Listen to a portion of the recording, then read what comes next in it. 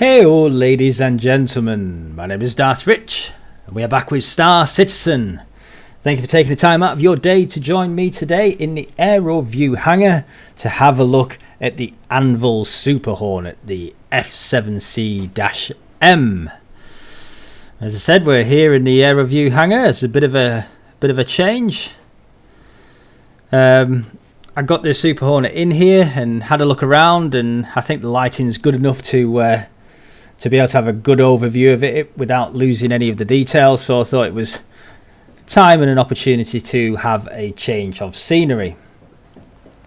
Just very quickly show you, we've got our subscriber flare for February this month, and we've got this very nifty model of the Gladius. You can see it sat there in its display case waiting for its brethren, the Avenger and the Reclaimer, to join it. And I love the level of detail. We've got the hastily opened box strewn across the floor as I was rushing to get it in its display case, and it looks very nice in there indeed. Level of detail is outstanding as always. We haven't had the actual Gladius in the hangar as yet. It is on the to-do list, so hopefully we might have that in a week or two. So, on to the matter in hand.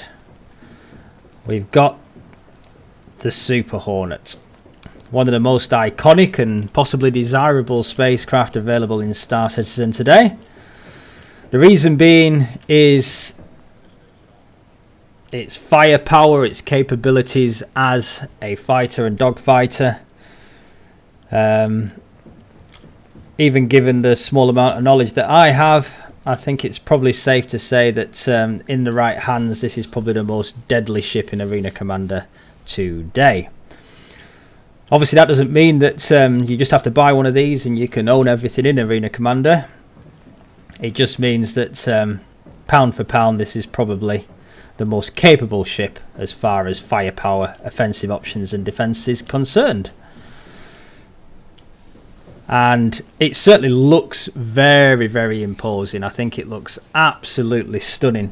I think in these colours, I think the Hornet's a good looking ship anyway.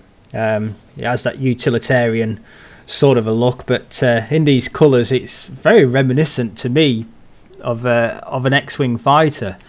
And I suppose it plays kind of a similar role in the Star Citizen universe. I don't know if that's an accident or not, but it's certainly very welcome as far as I'm concerned.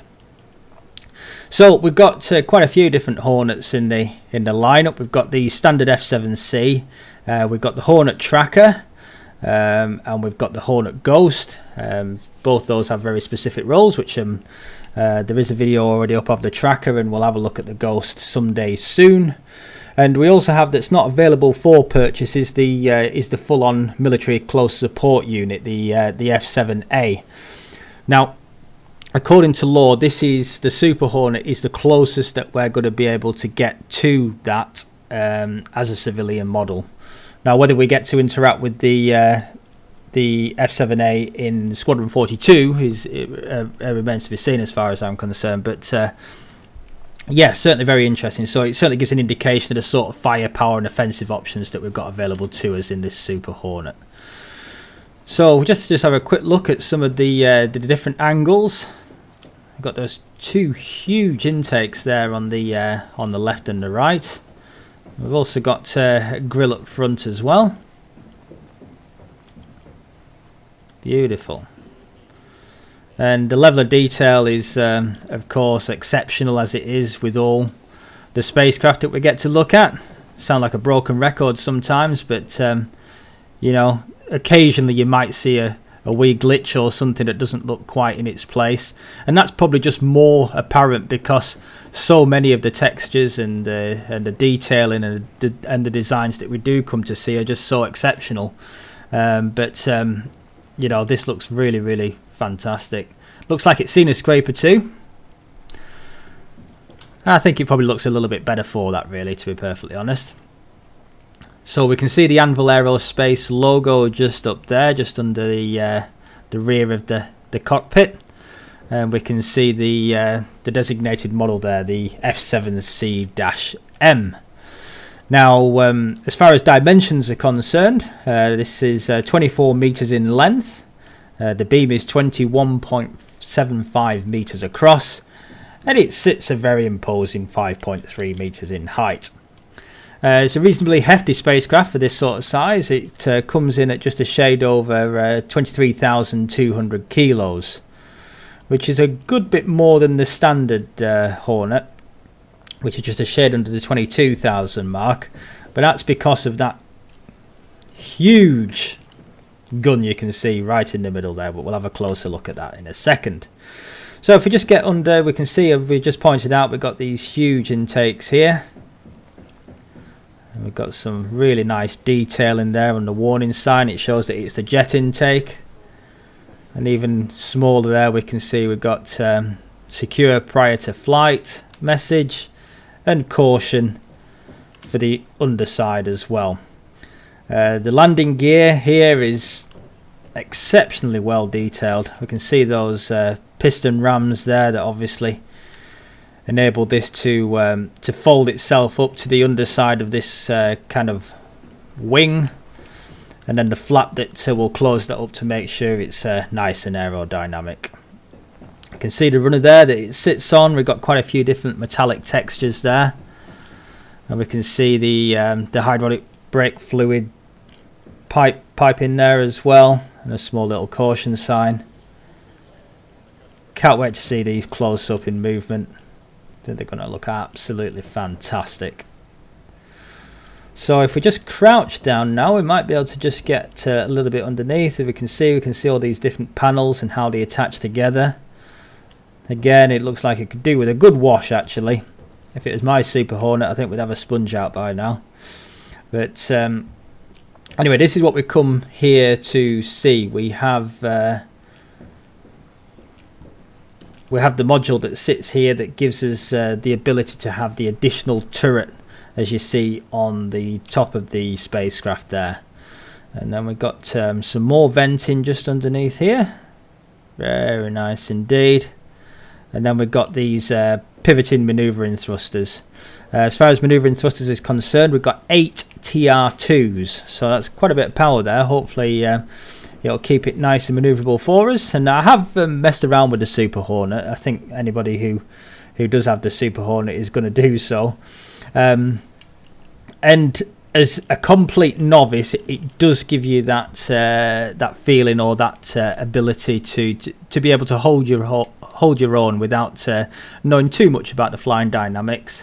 Now, whether that's a good thing or a bad thing, I don't know. It takes away the frustration of obviously not being able to take things down too easily. But I'd certainly like to learn more about the coupling and decoupling and things like that. So as much as it's enjoyable going in the Arena Commander, as I've mentioned before, that's offensive fighting is not something that I'm going to be going out and looking for in the persistent universe, but I'm going to certainly need to know how to be able to defend myself and those people that are with me. So I'm looking forward to learning that over the coming weeks and months. As we can see just under here, we've got the shield generator, and it's the same shield generator as you get on the standard F7C. This is the all stop, and it should be able to give you some fairly good defensive options there. Lovely. As we just come out, we can see that we've got our landing gear on this side, exactly the same runner as the other. And then I can't get too low down here, but we can see the front landing gear there to be able to keep it nice and stable while it's settled down. And we can see just up and in there we've got the housing for the front gear there. I was just a bit bemused with what that interaction was there. I don't want to get in just as yet, so I'm a bit hesitant to press it, but we'll see how it goes. Excellent. So if we just move around on the outside here, now offensive options is what the Super Hornet is all about. Now it is a two-man ship, and that gives you a second person, obviously, in the cockpit to be able to handle that very, very, very imposing turret there on the top. So let's just have a look at what else we've got here. So first of all, if we just run around here, so on the front we've got these size 1 Bulldog repeaters. These are laser cannons, and they're yeah, so you can operate them. Well, you can operate all the offensive options as a single occupant, but having a second person in the cockpit is going to give you various options. So you can have one person that's going to be able to obviously pilot the spacecraft, and another person that's going to be able to track the target as well, which is going to be able to make you more formidable out there in the universe. And if the second person has got the ability to be able to perhaps operate the shields and missile targeting and stuff like that, it's going to free up the pilot to be able to pull off all sorts of fancy maneuvers to get yourself out of trouble if you need to. On the very tips of these wings here, we've got these M4A laser cannons. These are size 2.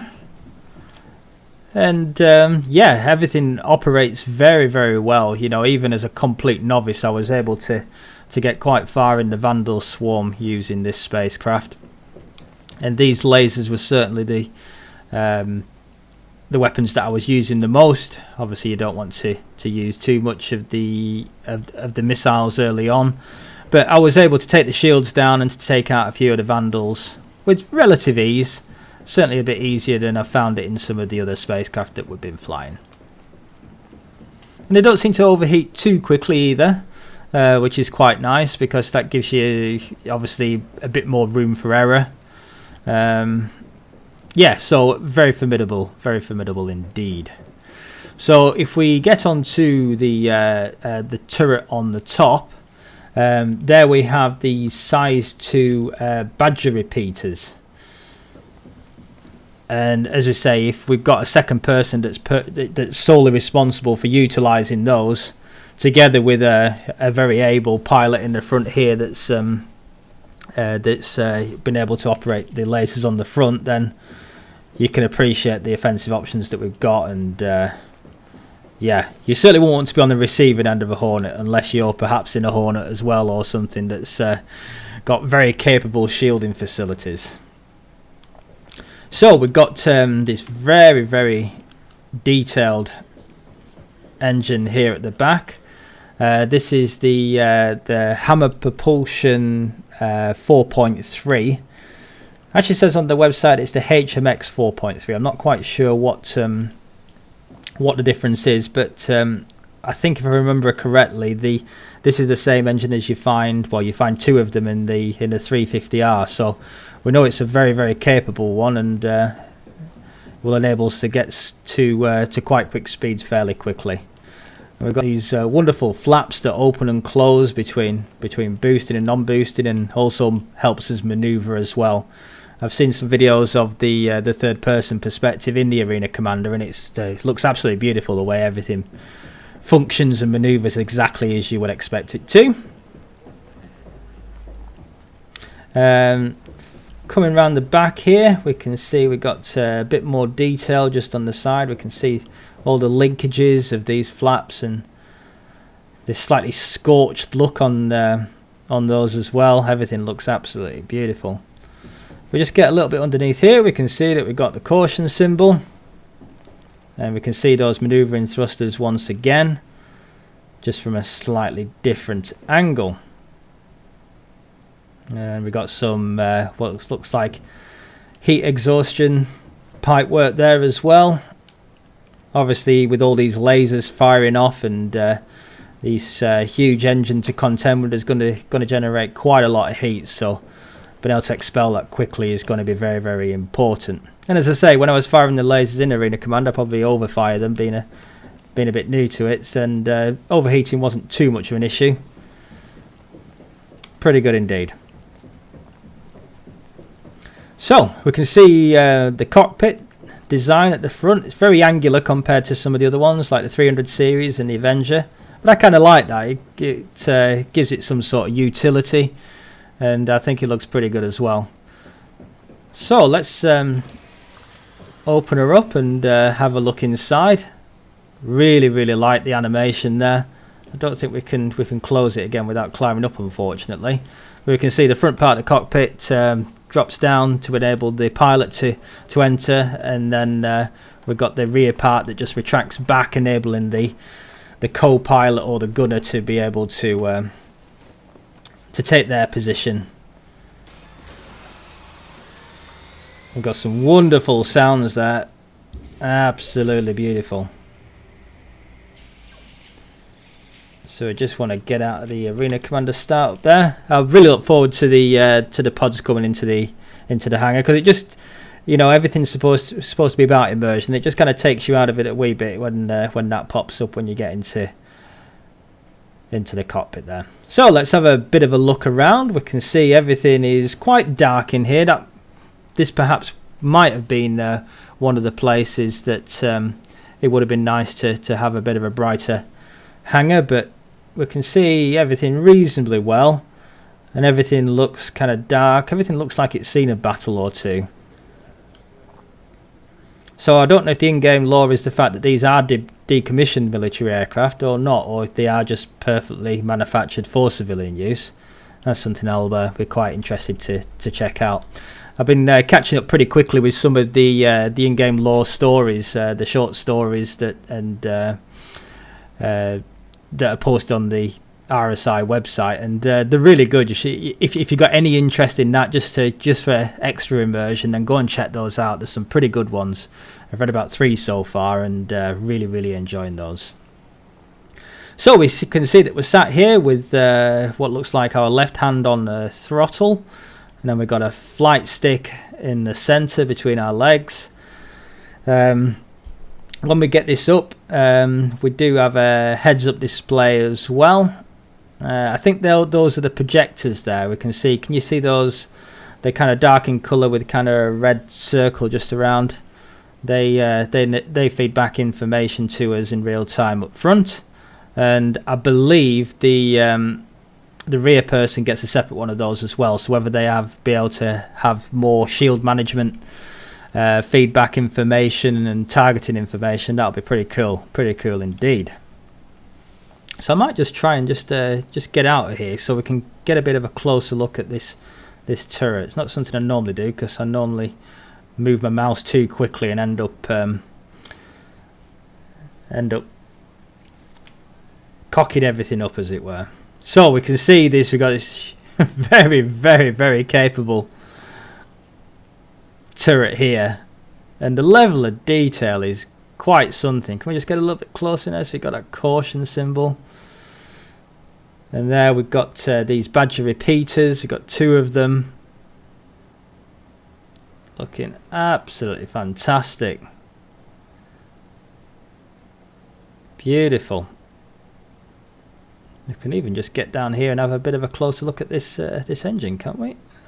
Yeah, there we go. You know, the level of detail where the little light catches everything as we move our camera, and just on all the different metals, how they react to the light is quite something. This has not been too bad. Normally I flinch my wrist and everything goes a bit askew with, but yeah, my computer runs at pretty much max when I'm recording, so I have to be pretty careful not to get too much information in there for it. But yeah, I think this has given us a pretty good look at the Super Hornet here. Very nice indeed. Beautiful. So we just get out of that view. Oh, there's me. Hello. Oh, we might be able to just get back a little bit here now. Can we just get back and see what it's like sat in the... Ah, very nice indeed. Well, this is a little bit unexpected, but this is what it will look like in the gunner seat. As you can see, you got 2 of those projectors. Can you see the top left and top right? They should be able to feed back some information. And it also looks that we've got more information being relayed by some of the smaller displays to the left and right. Apologies for not putting my phone on silent there. I feel like I just got caught at school.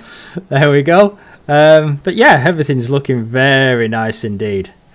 So I think we can open her up now and get out and maybe wrap things up. Now, the Super Hornet is something that I would love to have as a permanent addition to my hangar. However, because of my play style and because there are so many wonderful ships in Star Citizen, I just don't think that I can justify the financial input at this moment in time to have the Super Hornet here. I bought it in the limited sale purely for the intention of doing a video with it and to have a quick look around Arena Commander. I think it's going to have to go back to the shop, get a refund, and then we can invest the money in somewhere that I would prefer to see my money. I've got the Mustang Delta. That's something that I'm going to keep. I actually upgraded one of the AMD Mustangs to the Mustang Delta, so I do have an offensive option. So if I do get to the position where I want to perhaps go in Arena Commander somewhat and have a fly around there and be fairly capable, then at least I've got that option. The Super Hornet standalone $165 is a huge investment that I just can't justify at this moment in time. For something to work towards, with the trading capabilities and search capabilities of the other spacecraft that I'm perhaps going to purchase, then yes, I think earning in-game credits and then maybe buying something like this certainly will be something that I would look to do. So I'm very glad and thankful that I've had the chance to be able to get it in the hangar and put together a video for you guys. But I think it'll probably pretty quickly go back to the shop. As always, if you have made it this far into the video, then thank you ever so much. You're my favourite people. I love the comments that I get on these videos and interacting with some of you guys that obviously share a similar obsession or interest that I do, and it's very nice to hear from you all. If you have enjoyed it, feel free to click the thumbs up. I always like those. Equally, if you haven't enjoyed everything, then feel free to hit the thumbs down, but if you do so, please let me know why, and then we can obviously try and make things a bit better in the future. If you've really enjoyed yourself watching this video today, then please feel free to hit that subscribe button. There'll be more Star Citizen content coming. Just going through most of the ships at this moment in time.